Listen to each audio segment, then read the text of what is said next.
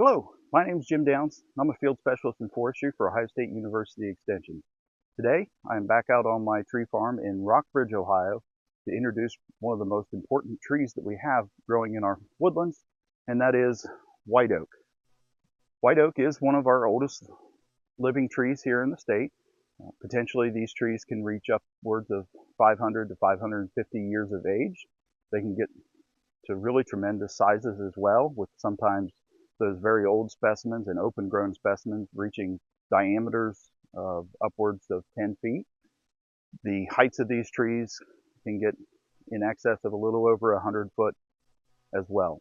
One of the reasons why this is widely considered such an important tree is because of its benefits to wildlife.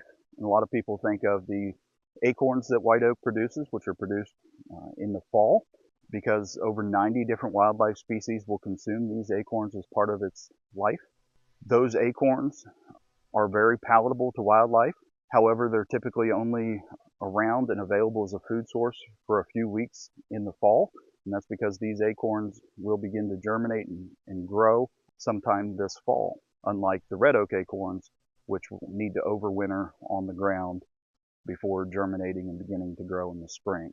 So the white oak acorns can be a very good food source for wildlife to help fatten them up and get them really in good shape leading into those harsh winter months, whereas the red oak acorns can really help sustain wildlife populations over those critical winter months. In addition to the very valuable acorns, white oak leaves tend to be fairly thick and contain a lot of nutrients. And so there are over 1,000 different insects that feed on white oak leaves. This time of year, it's relatively seldom to come across the white oak where you don't see some type of insect damage to those leaves. Among those 1,000 insects, over 600 of those are species of Lepidoptera, so species of either caterpillars of butterflies or moths that will feed on white oak leaves alone. One of the reasons why that is so critically important is because those caterpillars go on to feed many of our songbirds. And just as a point of reference, one nest of chickadees, which is a common forest dwelling bird here in Ohio, it can take upwards of 6,000 to 9,000 caterpillars to successfully feed that nest of chickadees, which is a very large amount. One of the reasons why those chickadees and other songbirds can be so successful in feeding their young is due to the white oaks that we have in our overstory that are producing those very large canopies, producing lots of this foliage, which are then fed upon by our insects. To identify white oak, we're going to be looking for a tree that has alternate leaves. These are simple leaves that are lobed.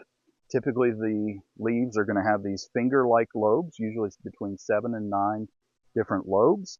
The leaves themselves tend to be very smooth, and importantly, the edges of the lobes tend to be very round. The twigs are going to be a reddish brown to sometimes purplish color. The buds that are produced, one of the important characteristics of all of our oak trees is that it will have multiple terminal buds.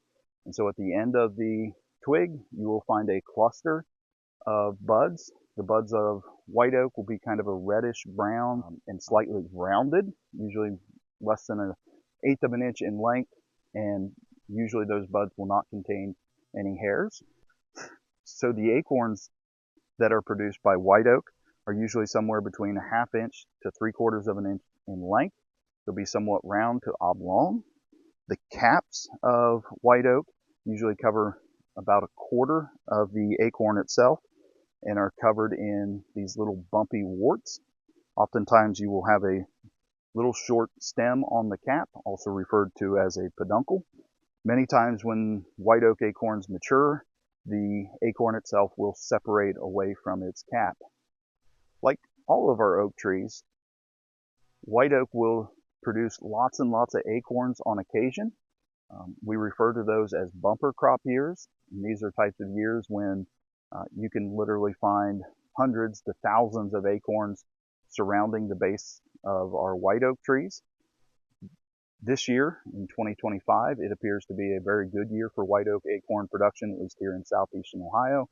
On the ground, you'll find lots of these acorns and even more of those caps.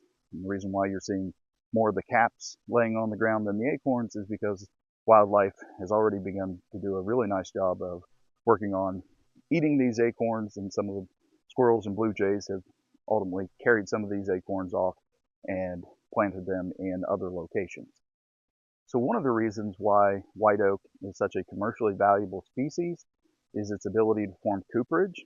And so essentially what white oak has the ability to do is it has the ability to close up its vessels inside the wood and make it so that water or liquids can't move through the wood, making this a very useful tree or a very useful wood to use in the manufacturing of barrels.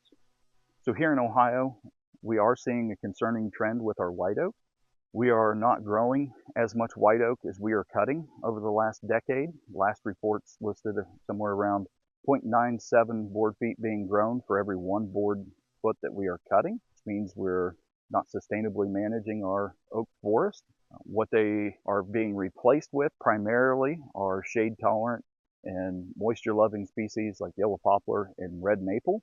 And part of the reason for this is really due to the lack of fire across the landscape over the last 100 years.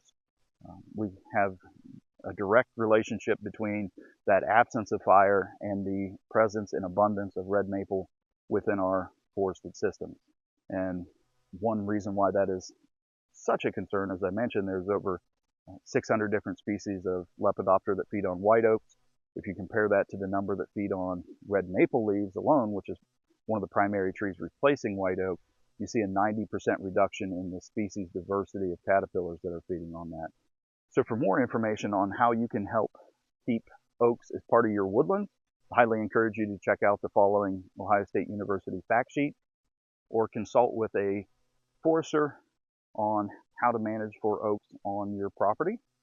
One of the ways in which I've been managing for white oaks and upland oaks in the forest that you see behind me is through the use of prescribed fire.